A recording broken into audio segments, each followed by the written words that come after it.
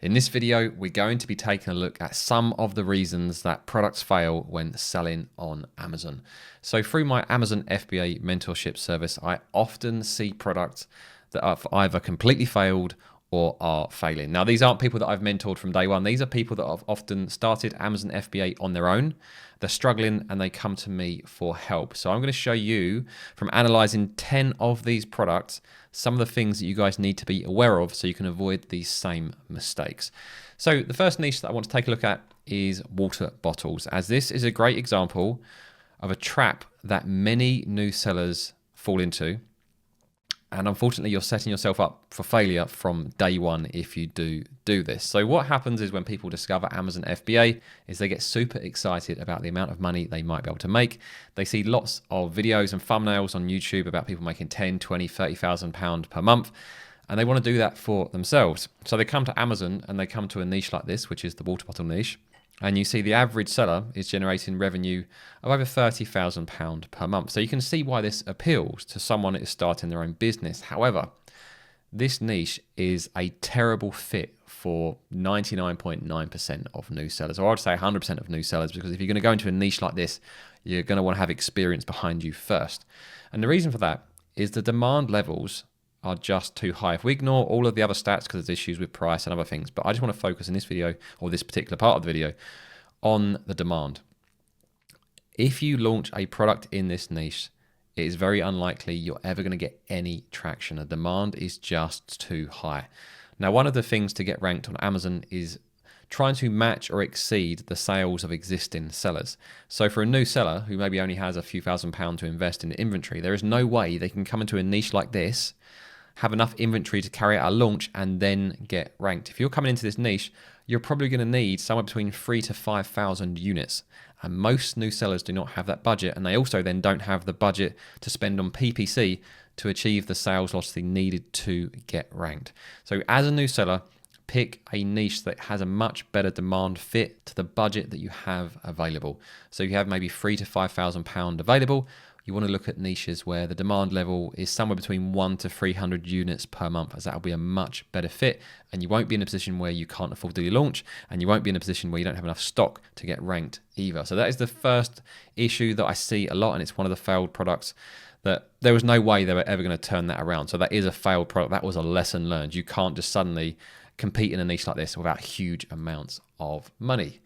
The next one, and this surprises a lot of people. This product was destroyed by negative reviews. And the negative reviews didn't just come from your average customer. These came from Vine reviewers. So Vine reviews, or the Vine review program, is Amazon's own program where Amazon basically let you pay people by giving them a free product to review your product.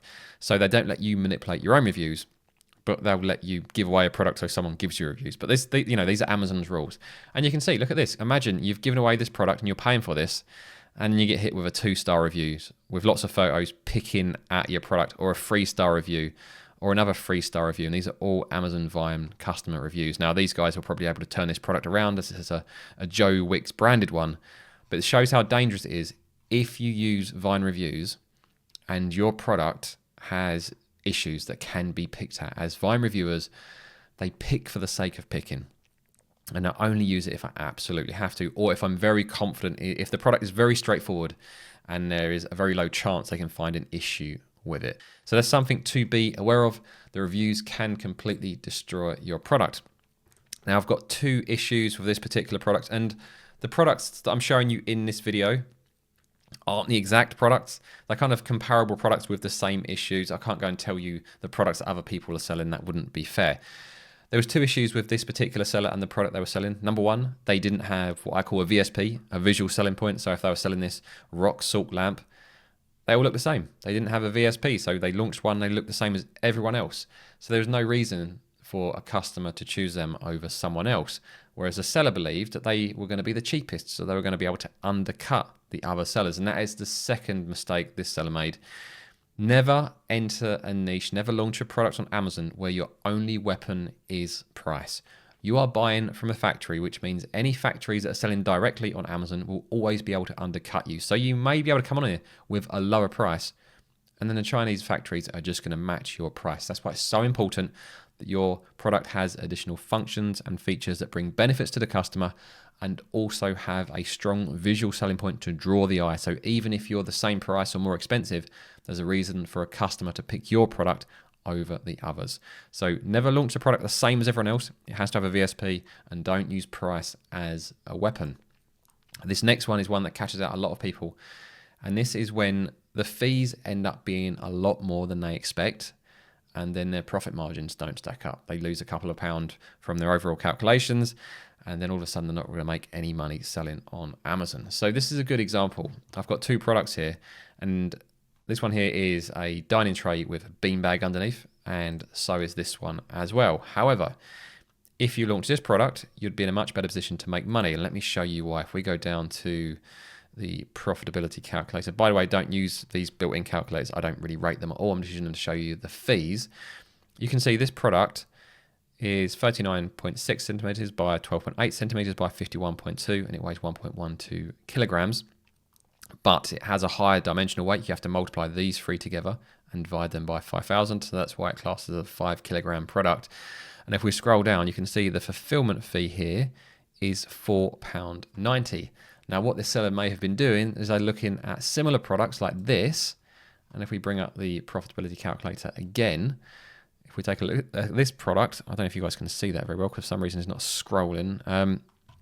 You can see the dimensions are 33.9, 6, 44, and the weight is 0.65, but the dimensional weight is 1.79. If we scroll down, the fulfillment fee is only £3.48. So £3.48 versus £4.90, that's a £1.50 difference. So if you had done your calculations based on this product, and then you launched what you thought was a comparable product and all of a sudden got caught out by the additional fees. So you need to make sure you familiarize yourself with the Amazon FBA rate card. This shows you all of the dimensions, all of the different tiers they have and how the weight bracketing goes up and how this impacts fees. So don't get caught out by this. And this is the actual dimensions and weight of your packaged unit. So not the Amazon box, but the packaging you put your box in, that's the box, any contents, inserts, etc., all of it, that is the weight you want to focus on. Or the dimensional weight, which is the three dimensions multiplied together, divided by 5,000. You have to take the highest one of those and then use it to look it up on the rate card. And you can download this from Amazon. Just go to sell.amazon.co.uk/pricing and then click on fulfillment fees. And it will bring you down to here, and then you can download the English one or whichever country you're looking at, and this will give you the rate card to look at. And the final reason I want to show you in this video was actually two things to be aware of. Number one is the supplier cut corners. So for this particular product, the supplier, they sent the samples, the seller agreed everything with the supplier, they ordered the products, they got sent to Amazon, and then they started getting hit with negative reviews. And the reason was the products being sold on Amazon, the bulk order, had used a cheaper adhesive than the sample product. So the biggest lesson for you to take away from this, there's two things. Number one, have a contract with your supplier that explains everything or lists everything that you've agreed with the supplier. So you've got what adhesives being used, the thickness, the colors, everything you discussed with your supplier, put it in that contract. And secondly, also get an inspection before the goods leave China. So the inspector can compare the bulk order against your order specification, or if you want, you can send a gold standard sample to the inspector and they'll compare it directly. So don't just trust a supplier is going to give you what they tell you, even if they've already sent you a sample, as sometimes they will cut corners in the process. And I've had this issue myself where they sent me a batch order where they'd used a different adhesive on the product, and it was fine from an adhesive perspective, but it absolutely stunk. And anyone that's had a smelly product from Amazon knows how bad that kind of fishy adhesive smell is. And that really did a lot of damage to one of my products. So always have a good specification, agree that on the contract, and then get an inspection done as well. So these are some of the most common reasons that sellers fail on Amazon. Now, if you're already selling on Amazon yourself and you're struggling, I'm going to pop up a video now that will show you one simple trick that you can try that can potentially have a huge impact on your sales. So click on that video now and I'll see you guys over there.